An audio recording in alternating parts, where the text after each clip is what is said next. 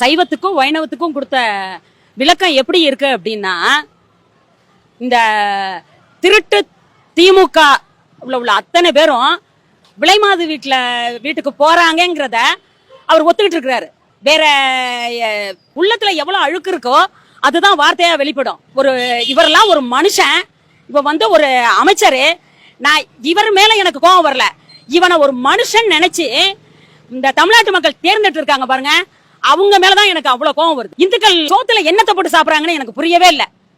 அவர் பேசியிருக்க பேச்சு, அவர் ஒரு ஒரு தாய்க்கு மகனா, ஒரு பெண்ணுக்கு கணவனா, ஒரு மகளுக்கு தந்தையா, அவரை சுத்தி யாருமே பெண்களே இல்லாம அவர் மட்டும் அப்படியே தனியா வானத்துல இருந்து குதிச்சு வந்திருக்கிறாரா?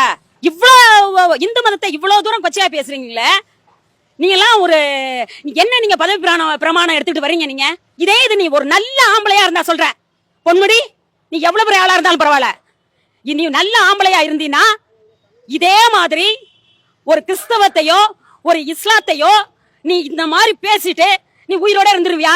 பேசு. நீ பேசலன்னு முடிவு பண்ணிட்டீன்னா எல்லா மதத்தையும் பேசணும். உனக்கு என்ன இந்து மதங்கிறது அவ்வளவு கேவலமா இருக்குதா உனக்கு? நான் ரொம்ப ஒரு புழுவை விட கேவலமான ஒரு ஜென்மமா அவரை பாக்குறேன்.